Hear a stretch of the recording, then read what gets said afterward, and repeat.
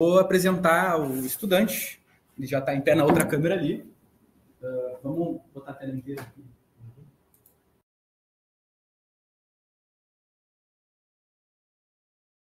Testa aí, Matheus. Passa um e volta um. Tu testou o microfone? Meu. Vocês estão ouvindo o Matheus falar? Fala aí, Matheus. Oi.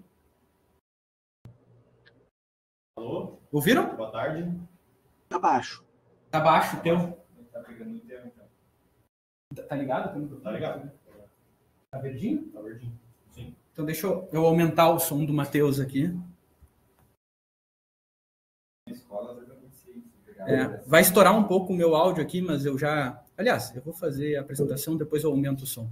Tá, ok. Tá gravando. Bom, um prazer que eu dou início à banca de mestrado do estudante Matheus Henrique Thomas Becker. O título do trabalho é Agência Humana no Processo de Atribuição de Sentido, um estudo sobre o impacto da história da ciência no ensino de física.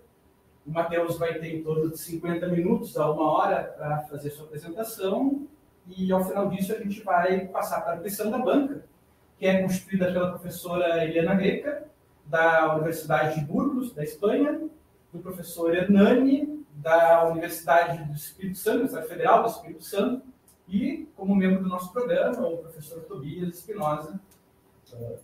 Vão ter algo em torno de 20, 30 minutos cada um para fazer sua missão após a apresentação do Matheus. Certo? Obrigado a todos que estão presentes. Matheus, a palavra está contigo. Obrigado. Tá bom o áudio do meu microfone? Ou tá baixo ainda? Fizeram joia. Joinha? Boa tarde, pessoal. Me chamo Matheus Henrique, sou mestrando no programa de pós-graduação aqui do ensino de física da UFRGS. Sou orientado pelo professor Leonardo e co-orientado pelo professor Natan. Agradeço de antemão a disposição da banca, doutor Eliana, doutor Hernani, doutor Tobias, por avaliar meu trabalho, cujo título é Agência Humana no Processo de Atribuição de Sentido no Impacto sobre a História da Ciência no Ensino de Física. Eu inicio minha apresentação com uma reflexão feita pelo professor Richard Feynman, na década de 60, sobre a educação em ciências no Brasil, onde ele percebeu que os estudantes tinham um forte hábito de memorizar o conteúdo estudado, entretanto, apresentavam sérias dificuldades para elaborar um entendimento profundo desse conteúdo. Esse cenário não é tão distante do nosso contexto atual, onde não são raros os casos em que estudantes vão bem em provas, em avaliações, e resolvem exercícios com alta aptidão, entretanto, apresentam sérias dificuldades em elaborar respostas para o porquê e para que os conhecimentos estudados existem. As respostas para o porquê e para que um determinado conhecimento existe representam elementos do sentido que a gente atribui a esse conhecimento. O sentido é uma dimensão da aprendizagem que remete a situações em que mobilizamos um determinado conhecimento. Por exemplo, no último Enem, nós tivemos uma questão onde era solicitado que fosse indicado o comportamento, a geometria de um campo elétrico em uma situação prototípica de laboratório. Se nós expormos constantemente os nossos estudantes a situações prototípicas desse tipo, é possível que eles atribuam sentido para o tópico de campo elétrico que envolvam percepções do tipo. O campo elétrico é um tópico teórico importante para resolver exercícios de vestibular. Este sentido não é necessariamente ruim e até certo ponto é desejável. Entretanto, nós, enquanto professores de física, almejamos que os nossos estudantes criem percepções mais amplas e mais complexas para os tópicos de física, o que pode ser atingido pelo enfrentamento de situações mais diversas, como, por exemplo, essas do slide, onde, a partir da assimilação do enfrentamento desse tipo de situações, se torna mais possível que os estudantes criem sentidos que envolvam percepções do tipo campo elétrico é uma grandeza física relevante para avaliar situações de risco. Não estou dizendo que esse será o sentido resultante do enfrentamento desse tipo de situações, mas que ele se torna mais possível, mais atingível pelo enfrentamento desse tipo de situações em comparação com o anterior. De qualquer modo, o que nós estamos dizendo é que o sentido é uma dimensão conotativa dos conceitos. Essa ideia do sentido como dimensão conotativa é proveniente da pesquisa da Bianca, uma ex-doutoranda aqui do programa de pós-graduação, onde ela investigou os sentidos atribuídos à experiência de ser reprovado num curso de física. E ela considerou o sentido como uma dimensão conotativa que transpassa o significado e é afetada por aspectos subjetivos, culturais e emocionais. Na nossa pesquisa, nós vamos adotar uma perspectiva muito próxima dessa. Vamos considerar o sentido como uma dimensão conotativa, mas que vai englobar um posicionamento de um indivíduo perante um conceito. esse posicionamento sendo impactado por julgamentos de valor associados a aspectos emocionais, socioculturais ou pessoais. Então, por exemplo, quando um estudante anuncia que força é uma grandeza vetorial calculada pelo produto da massa e da aceleração, nós estamos no nível do significado, uma possível definição técnica cristalizada para o conceito. Entretanto, se um estudante anuncia que força é um conceito central na física clássica e que tem grande relevância porque unifica fenômenos em termos de interações, ele está expondo um posicionamento, um julgamento de valor, ou seja, expondo facetas do sentido que ele atribuiu a esse conhecimento. Se o sentido é uma dimensão conotativa, qual é a relevância de nós avaliarmos isso no processo de ensino-aprendizagem? Primeiro, que é possível a gente argumentar que, na medida que um sentido se sofistica, se complexifica, ele enriquece o nosso conhecimento sobre determinado tópico. Por exemplo, imagine que um estudante disponha da percepção de que força é um conceito central na física clássica porque ele é unificador. Isso por si só já é razoável. Mas se ele dispor também da percepção de que força é um conceito obsoleto na física moderna, uma vez que é substituível pela noção de campo, ele está englobando diferentes percepções, diferentes facetas para o mesmo sentido, dessa forma enriquecendo seu conhecimento sobre esse tópico. Por outro lado, nós também sabemos que o sentido atribuído a um conceito ou uma experiência se relaciona com as intenções de estudo. Essa é uma informação proveniente da pesquisa da Bianca, onde ela identificou 4 sentidos atribuídos à experiência de ser reprovado. Uma dificuldade a ser superada, uma frustração a ser superada, uma incapacidade individual do sujeito ou uma injustiça do sistema educacional. E ela constatou que os sentidos dificuldade e frustração a ser superado estiveram estatisticamente mais relacionados com uma maior intenção de persistir no curso, ao passo que os sentidos incapacidade individual e injustiça do sistema educacional estiveram estatisticamente mais associados a uma menor intenção de persistir no curso. Se o sentido, enquanto dimensão conotativa, permite enriquecer o nosso conhecimento e também se relaciona com intenções de estudo, se torna razoável nos questionarmos que tipos de abordagens didáticas potencializam a construção de sentido. Nesse recorte, nós encontramos uma ideia bastante geral e ainda polissêmica de que a história da ciência contribui para dar sentido ao conhecimento. Apenas como exemplo, eu trago a pesquisa do Di Battista Borghese, onde foi questionado a estudantes do ensino médio se a história da ciência fosse um tópico escolar como os outros, ela ajudaria a dar sentido ao meu conhecimento? 41% dos estudantes responderam muito e 34% responderam totalmente. Entretanto, apesar dessa noção geral de que a história da ciência contribui para dar sentido ao conhecimento, no que se refere à aprendizagem de conceitos, nós temos pesquisas que trazem, no mínimo, uma dúvida sobre o real impacto dessa abordagem na aprendizagem de conceitos. Por exemplo, a revisão sistemática do Helder Teixeira e colaboradores do ano de 2012 constatou que, apesar de a maioria das pesquisas indicarem que a história da ciência contribui para a aprendizagem de conceitos, essas pesquisas não apresentam um consenso e uma coesão entre si, deixando em aberto a questão do real impacto dessa abordagem para aprender conceitos.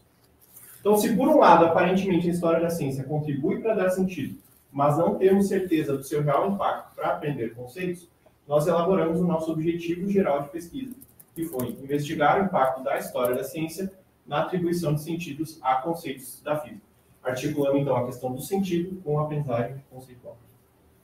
Nós procuramos desenvolver esse objetivo geral por meio de 4 objetivos específicos, a saber, investigar o estado atual das pesquisas empíricas sobre o uso da história da ciência no ensino de física, investigar as implicações da noção de sentido enquanto uma dimensão conotativa, investigar a atribuição de sentido enquanto um processo de agência humana, e aqui vai entrar a questão do nosso referencial teórico, mais para frente eu vou explicar, e então avaliar os impactos da história da ciência na atribuição de sentido a esses conceitos da física na perspectiva do nosso referencial teórico. Nós buscamos desenvolver esses objetivos específicos por meio de 3 estudos. O estudo 1 foi uma revisão sistemática da bibliografia, da literatura, onde nós analisamos pesquisas empíricas com o uso de história da ciência no ensino de física. Já no estudo 2, que foi um estudo onde nós avaliamos uma metodologia para inferir sentidos, foi um estudo mais quantitativo e de caráter estatístico, com uma amostra mais ampla. Já no estudo 3, nós fizemos um estudo mais exploratório, mais qualitativo, onde aí sim investigamos o impacto da história da ciência na atribuição de sentidos, já com uma metodologia para a inferência de sentidos. Começando pelo estudo 1, antes do referencial teórico, porque ele teve uma metodologia própria. Ele consistiu de uma revisão sistemática da literatura, onde nós olhamos para pesquisas empíricas envolvendo o uso da história da ciência no ensino de física. A partir desse trabalho, nós escrevemos um artigo que foi publicado na Science Education. Está aqui o QR Code para quem quiser acessar.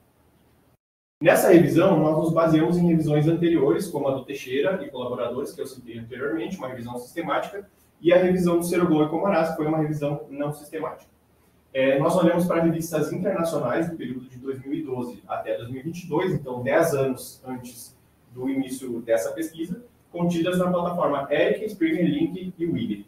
E a partir de 3 critérios de exclusão, nós reduzimos uma amostra de 1.300 artigos para 100 artigos dentro do contexto da física, e então para 32 artigos de pesquisa empírica. Esse número, por si só, foi bastante expressivo e foi um indício para nós de que essa linha de pesquisa, História da Ciência e Ensino de Física... Leonardo, aí deu na tradução, perdeu a conexão.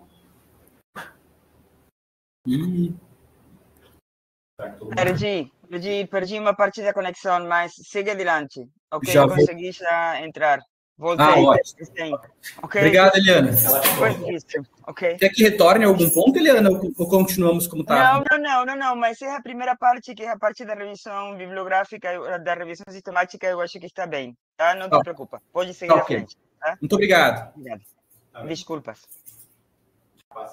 Então, retomando, nós consideramos esses 32 artigos como um indício de que a área é essencialmente teórica, uma vez que apenas 1/3 das pesquisas no contexto da física envolviam intervenções didáticas, envolviam empiria.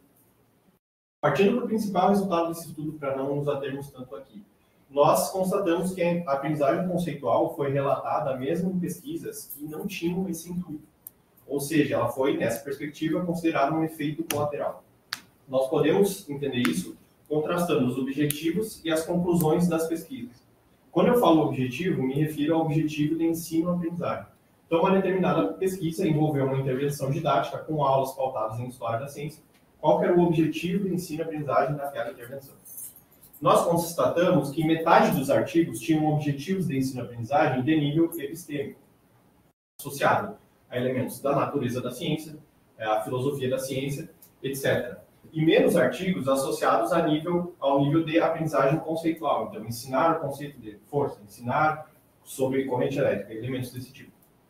Entretanto, quando olhamos para as conclusões das pesquisas, nós percebemos uma inversão desse número.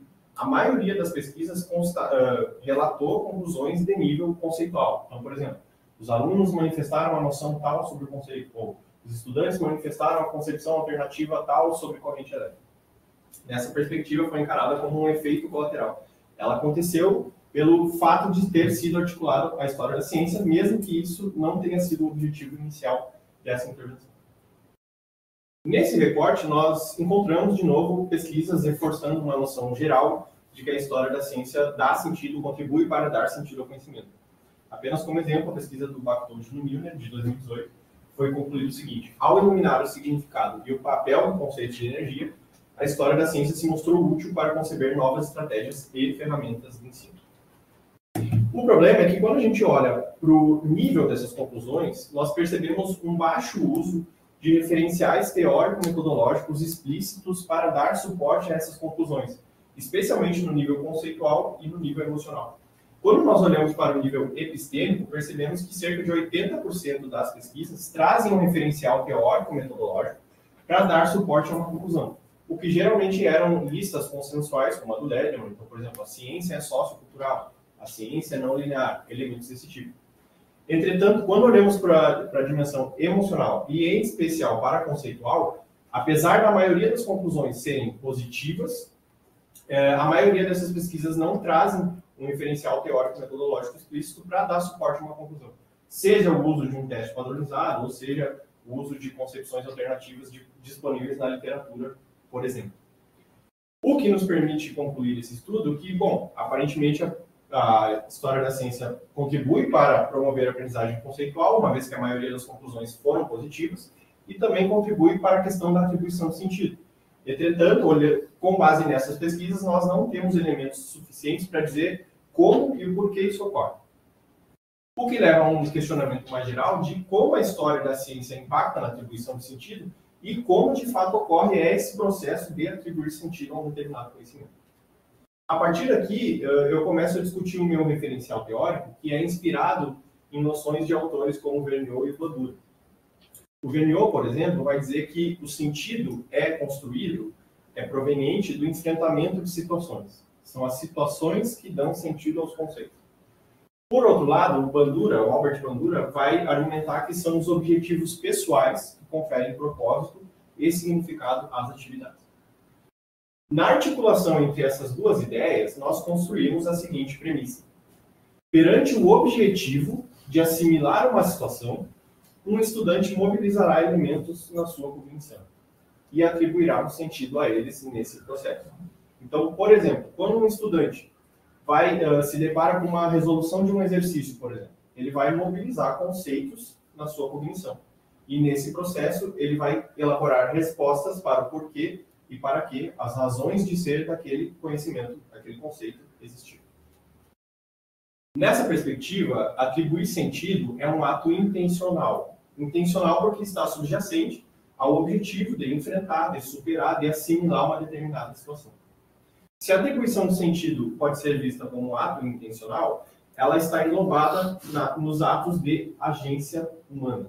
E aqui entra o nosso referencial teórico, o referencial da agência humana, que é um construto subjacente à teoria social cognitiva do Albert Bandura.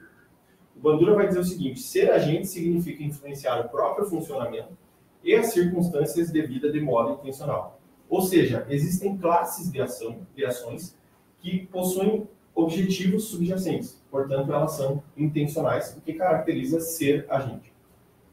Para o Bandura, ser agente envolve diversas funções cognitivas, sendo as principais intencionalidade, que está associada às macrointenções do sujeito, que guiam as suas ações. Então, por exemplo, um sujeito que resolve uma lista de exercícios, ele faz isso porque ele quer aprender um determinado tópico, mas também porque ele quer se preparar para uma prova, ele quer ser aprovado numa disciplina, ele quer se graduar num curso de física, ele quer se tornar um pesquisador, ele quer passar no concurso. Então, as pessoas possuem macrointenções que guiam as suas microintenções. As pessoas têm intencionalidade. Por outro lado, os agentes também realizam o pensamento antecipatório, ou a antecipação. O Bandura vai dizer o seguinte: os futuros imaginados servem como guias atuais do comportamento.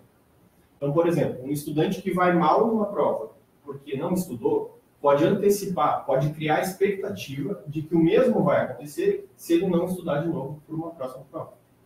Ou, pelo contrário, ele pode projetar, ele pode antecipar que ele vai ir melhor numa prova se ele adquirir hábitos de estudo. Então, os agentes são capazes de prever o resultado das suas ações com base em antecipações. Tendo em vista essas antecipações, os sujeitos são capazes de regular o próprio comportamento em direção aos objetivos pessoais, o que caracteriza a autorregulação. Para o Bandura, esse é um mecanismo interno cognitivo de controle do comportamento, dos pensamentos e das emoções em direção ao objetivo pessoal. O nosso entendimento é principalmente nesse processo que ocorre a atribuição de sentido, porque é na medida em que o sujeito regula o seu comportamento para superar uma situação que ele mobiliza elementos na sua cognição. E aí decorre o processo de atribuição de sentido. Entretanto, os sujeitos também são capazes de refletir sobre o próprio processo e as percepções que guiaram o seu comportamento, o que caracteriza a autorreflexão. Para o Bandura, esse é o ponto crítico da agência humana, onde o sujeito é capaz de refletir sobre o que ele acabou de passar, mas também sobre aquilo que guiou o seu comportamento, as suas intenções e as suas antecipações. Então, a partir de uma autorreflexão, ele é capaz de reciclar ou modificar uma intencionalidade, bem como atualizar o seu repertório de antecipações, de expectativas. Como funcionam esses 4 processos na atribuição de sentido? Vou tentar exemplificar isso com uma situação de sala de aula, onde um professor traz um problema aberto para os estudantes. Caso uma geladeira fique aberta, o ambiente esfriará ou esquentará. É possível que um estudante faça uma avaliação inicial dessa situação, pensando no seguinte: esse problema é relevante para você, um pesquisador em física quântica? Ou um pesquisador em relatividade, sei lá? Então aqui ele está trazendo uma possível intencionalidade dele para avaliar a situação. Ou ainda, sempre que resolvo exercícios, encontro soluções únicas. Nesse caso, não deve ser diferente. Então, aqui ele está trazendo uma expectativa de resultado, uma antecipação.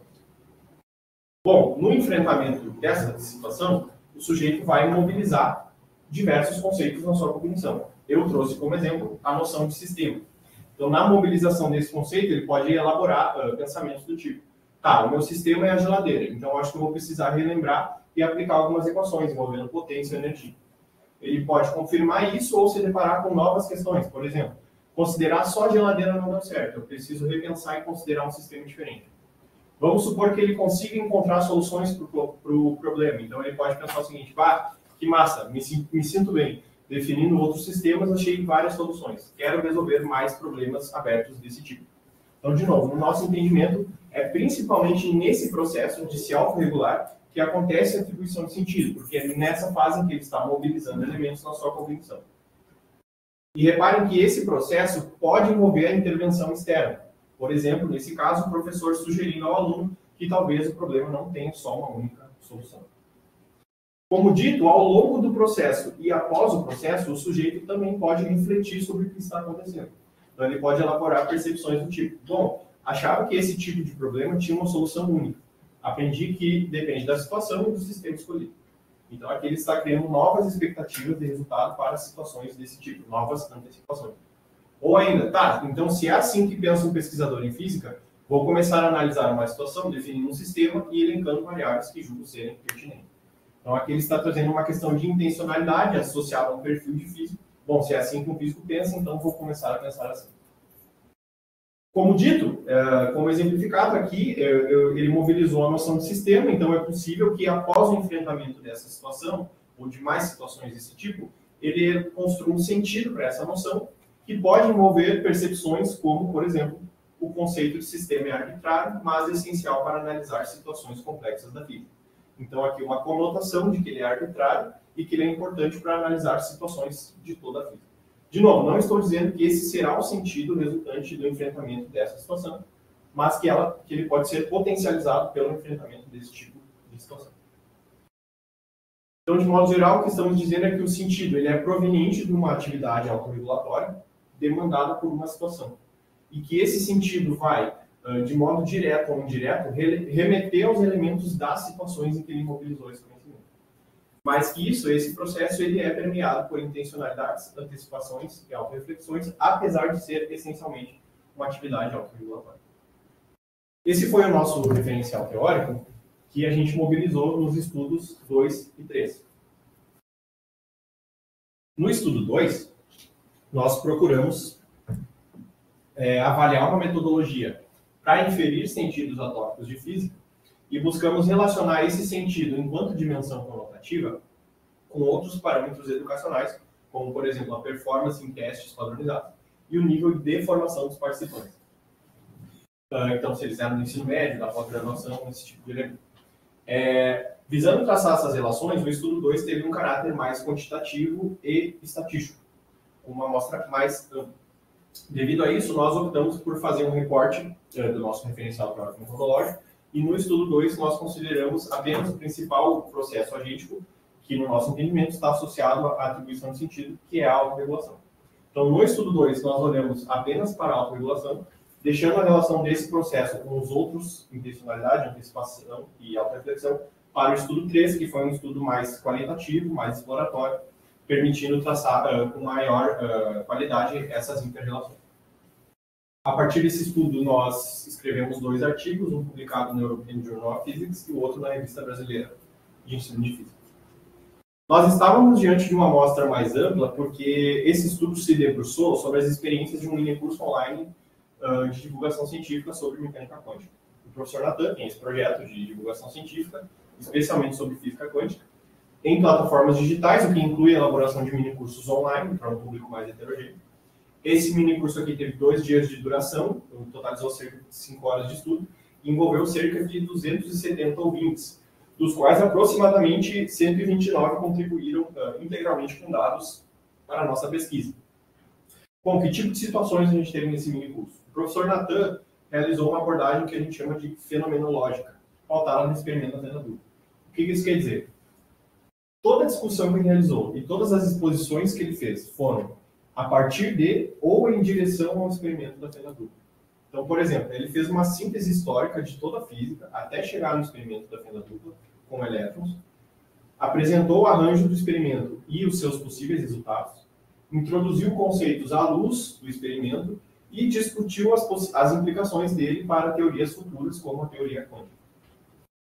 Diante disso, a gente considerou pertinente investigar os sentidos atribuídos à dualidade da partícula do elétron. Então, esse foi o primeiro tópico de física analisado na nossa pesquisa. Repare que a abordagem fenomenológica não necessariamente centraliza a história da ciência como aspecto principal.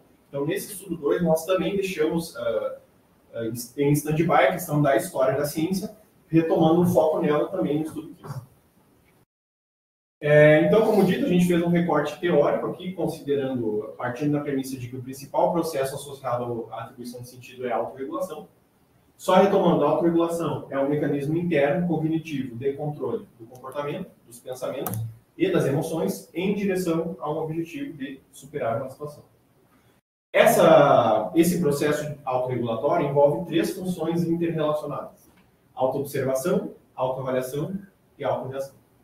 A autoobservação é uma função de projetar dificuldades, ou seja, é uma fase onde o estudante indica desafios que ele imagina que precisa superar para enfrentar uma situação. Por exemplo, na resolução de uma questão do Enem, o estudante pode pensar o seguinte: tá, nessa questão eu acho que vou precisar revisar operações com vetores. Ou, por exemplo, tenho que achar um jeito de lidar com tantas informações simultaneamente. Ele pode confirmar isso ou se deparar com outras dificuldades na fase de autoavaliação. Então, a autoavaliação é uma função onde o estudante indica dificuldades que de fato foram determinantes para ele superar uma situação e atribui uma importância para esses elementos. Então, por exemplo, o estudante pode concluir que, de fato, revisar operações com vetores foi importante para ele conseguir superar a situação. Mas ele também pode constatar que lidar com um certo sentimento, como, por exemplo, a ansiedade, foi essencial para ele conseguir resolver aquela questão. Nós também temos uma função de autorreação, onde o indivíduo vai indicar sentimentos que ele experimentou ao longo desse processo e também planos de ação futura. Então, por exemplo, se ele consegue resolver a questão, ele pode pensar: me sinto bem, me sinto tranquilo, estou preparado e vou avançar nos estudos. Ou se ele está patinando, se ele não está conseguindo resolver a questão, ele pode pensar o seguinte: cara, estou preocupado, eu ainda fico confuso e acho que preciso estudar mais. A premissa é o seguinte: se a gente analisar esse ciclo, autoobservação, autoavaliação e autorreação, nós conseguimos identificar um perfil de atividade autorregulatória que vai estar associado a uma possível conotação, a um possível sentido atribuído.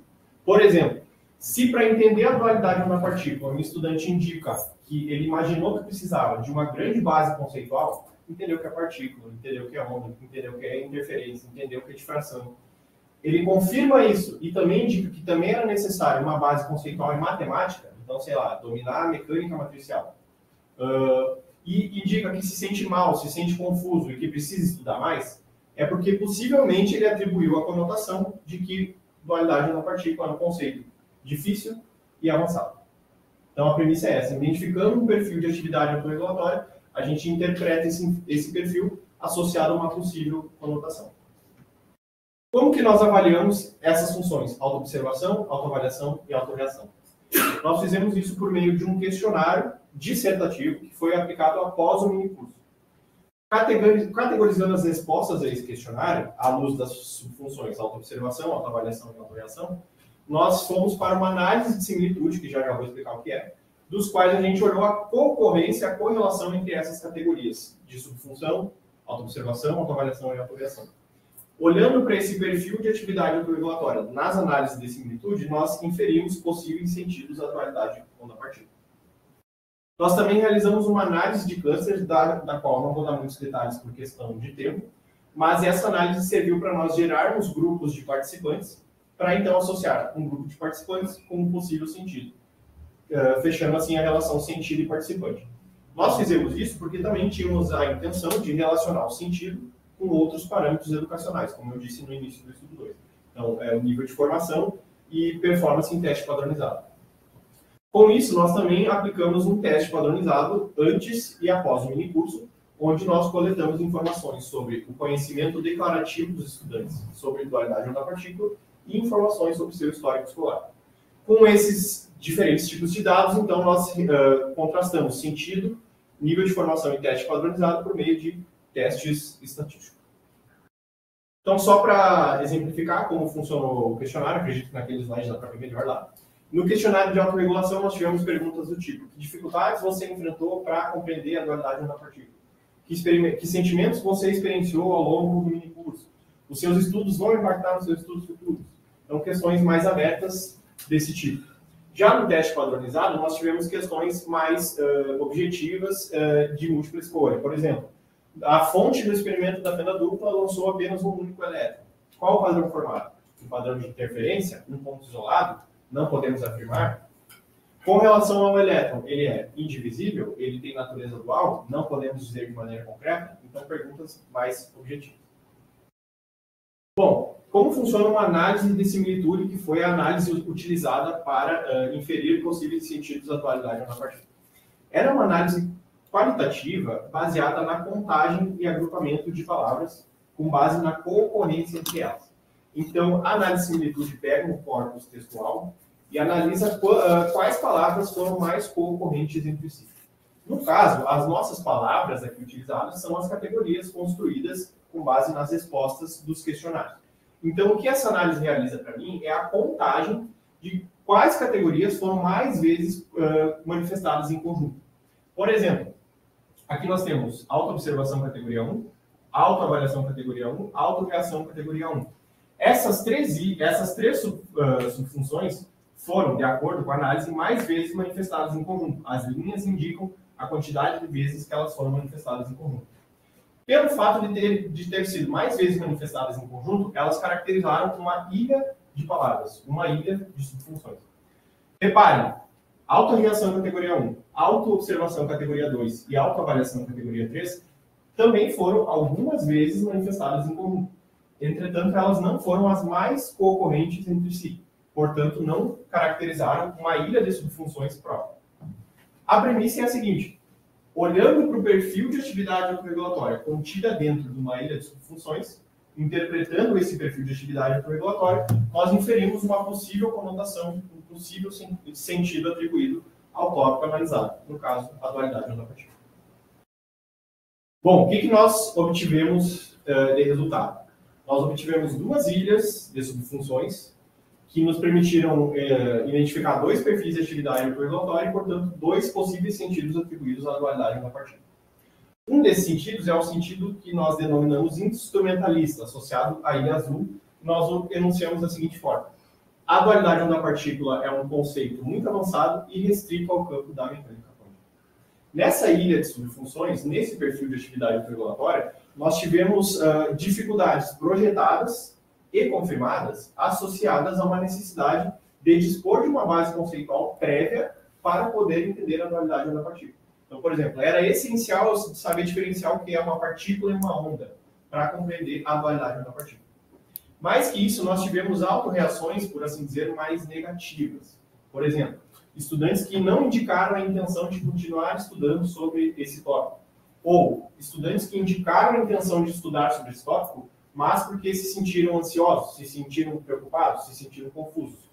Ou ainda, estudantes que indicaram a intenção de continuar estudando por razões positivas, porque se sentiram curiosos, motivados, etc., mas que não o fariam logo na sequência, porque precisavam construir uma base conceitual prévia para poder dar sequência aos estudos. Nós também tivemos importâncias atribuídas, nesse sentido, restritas ao campo da mecânica quântica. Então, por exemplo, estudantes que consideraram que a dualidade onda partícula é um conceito importante, mas apenas nesse âmbito da mecânica quântica. Ele não se estende a outros campos da física.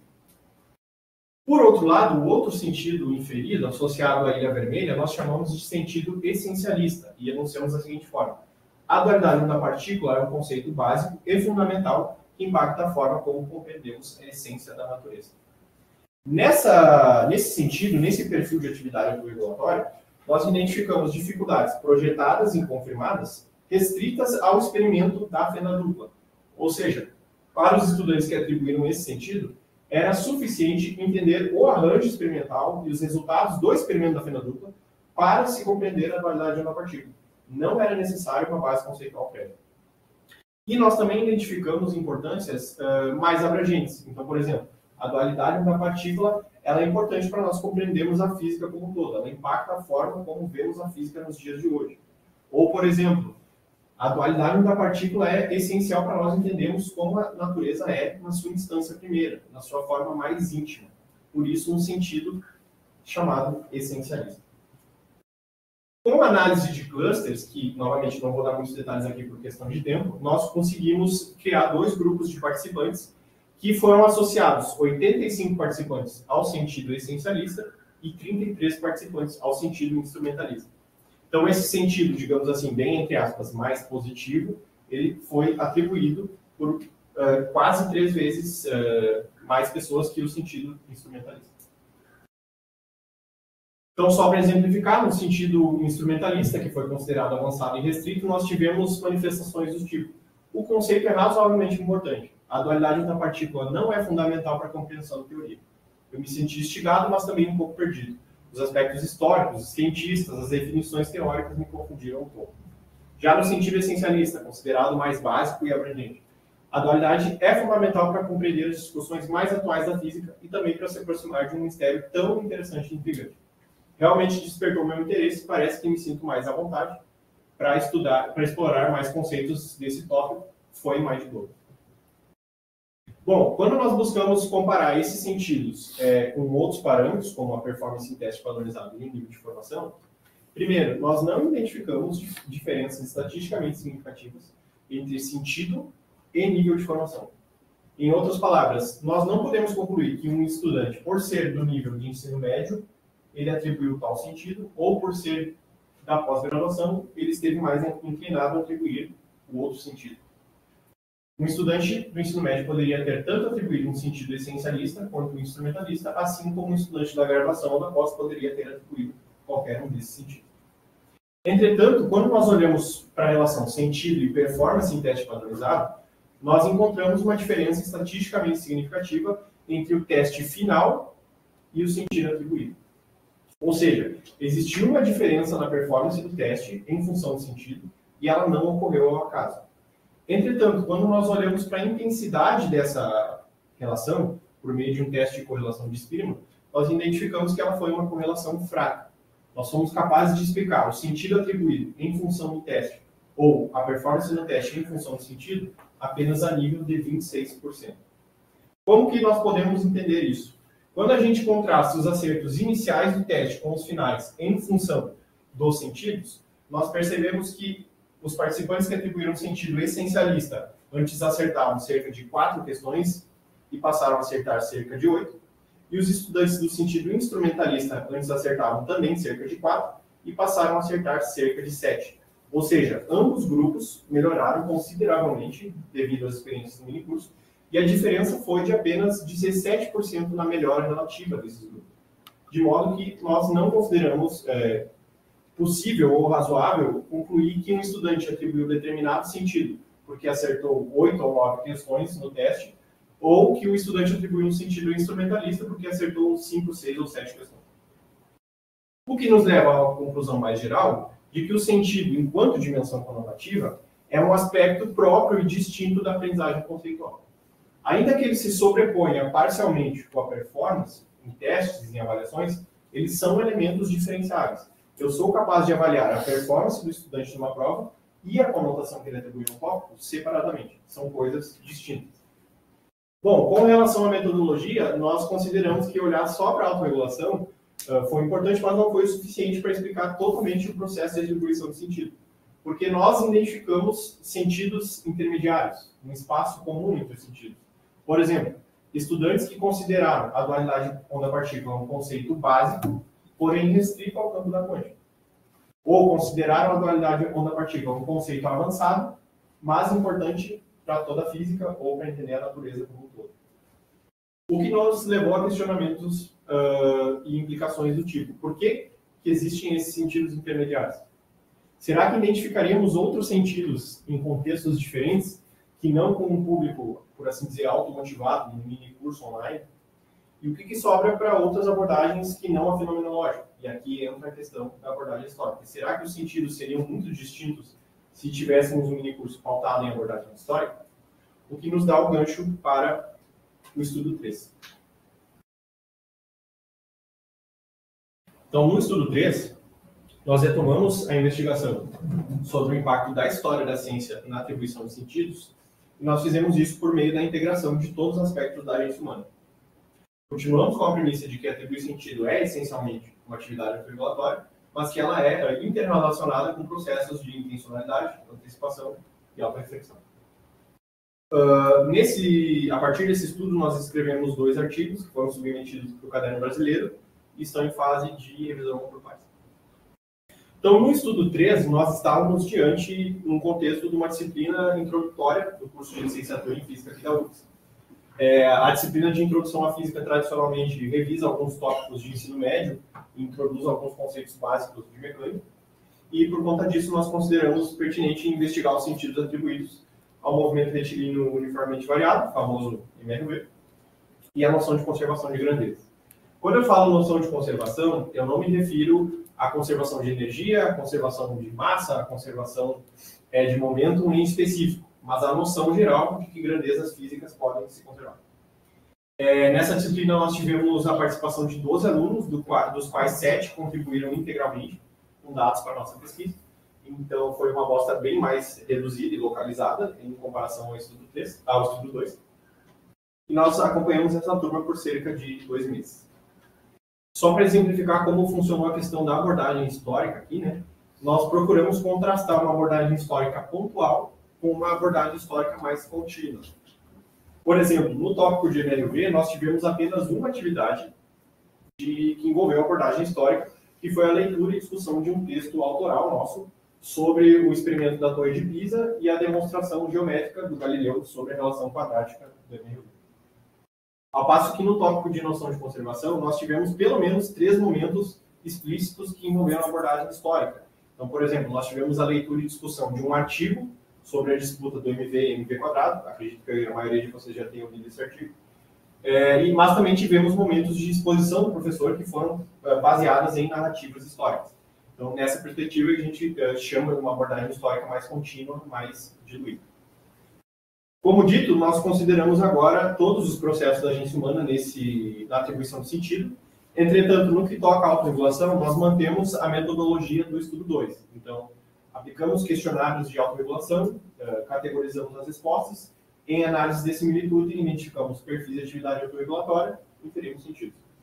Entretanto, no que toca às intencionalidades, às antecipações, às autorreflexões e às percepções dos estudantes sobre a abordagem histórica, nós acessamos essas informações por meio de uma entrevista sendo estruturada com os estudantes após as experiências da disciplina.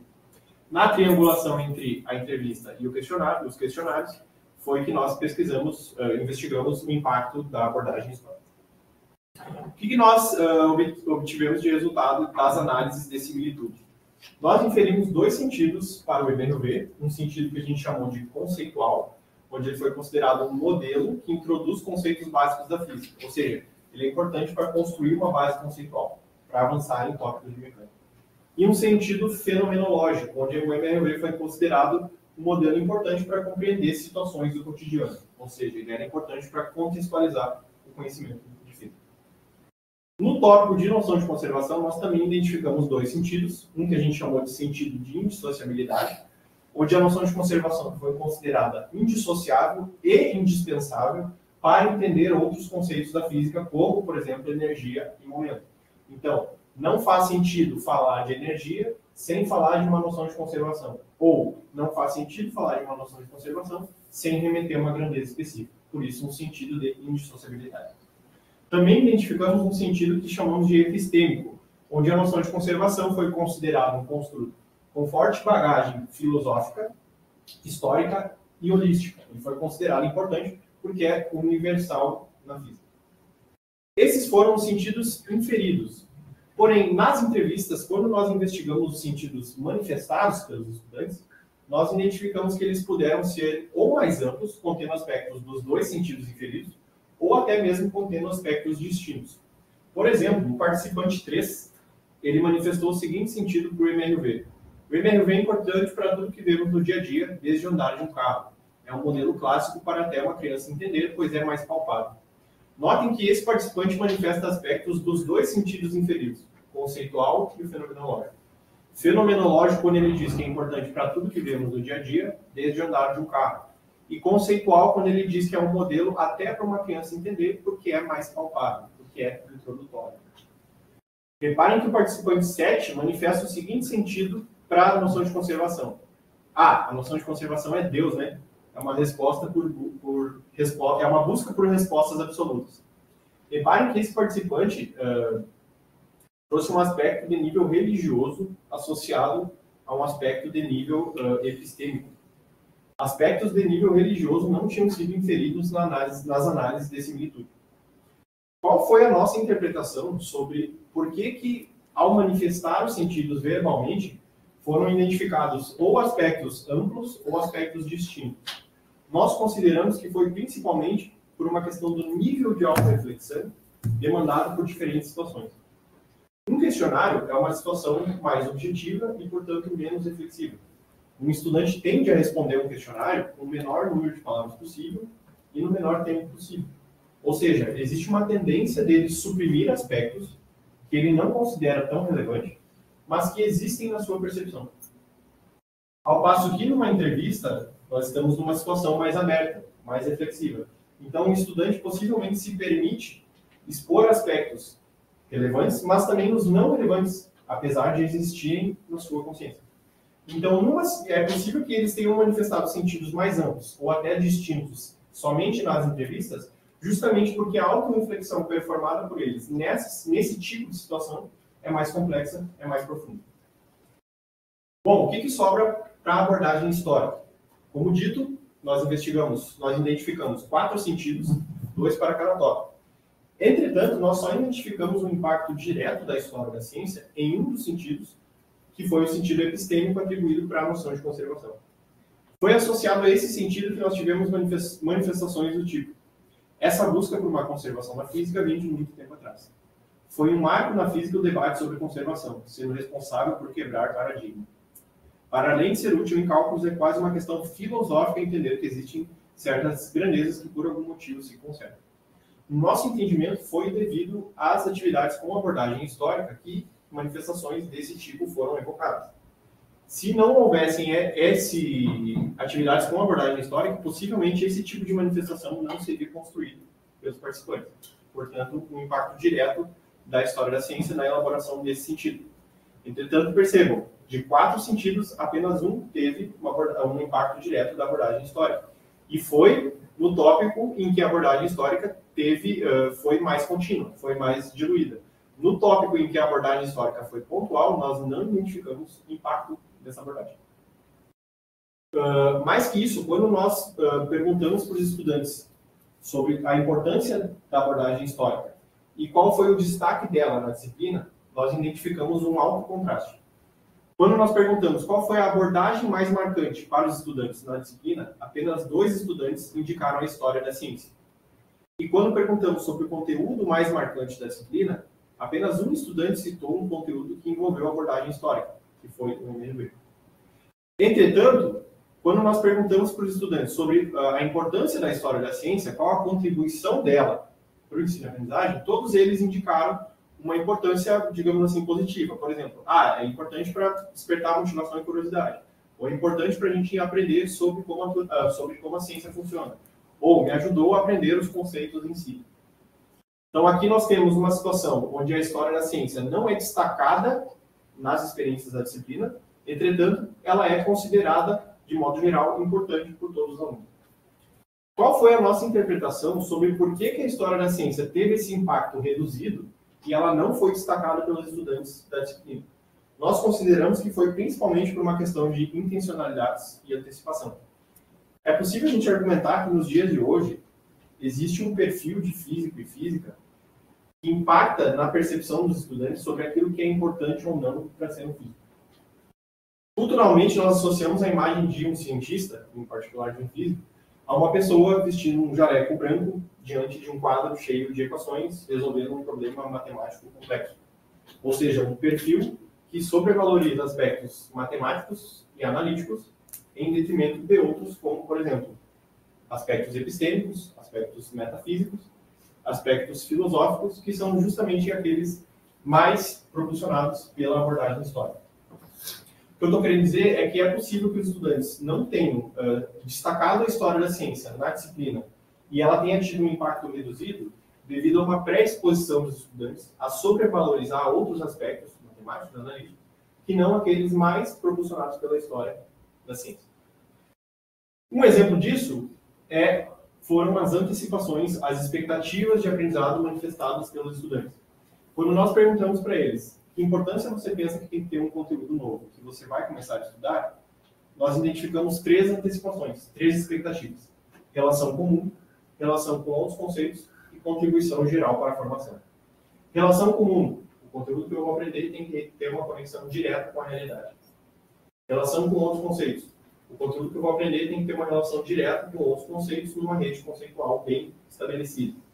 Ou, contribuição para a formação geral, o conteúdo que eu vou aprender tem que contribuir de alguma forma, tem que ser útil para me tornar um físico melhor. Reparem que essas expectativas de aprendizagem não necessariamente se alinham com aspectos promovidos pela história da ciência, exceto, talvez, a contribuição geral para a formação. Mais que isso, nós identificamos uma relação, ainda que incipiente, entre as antecipações e os sentidos manifestados.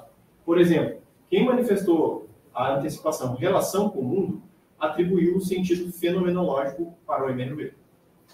E quem manifestou a antecipação contribuição para a formação geral manifestou o sentido conceitual para o MNB ou sentidos mais amplos para a noção de compreensão. Então, a princípio, ainda que incipientemente, nós identificamos uma relação entre antecipações e os sentidos atribuídos. A partir disso, nós concluímos o estudo 3 com um esquema geral de como funciona a atribuição de sentido e como se deu o impacto da história da ciência em função dos aspectos das facetas da agência humana. A atribuição de sentido é essencialmente proveniente de uma atividade autorregulatória. Entretanto, essa atividade autorregulatória é impactada por aspectos prévios dos estudantes, associados às suas intencionalidades e antecipações, e também por aspectos novos associados às situações, às abordagens didáticas.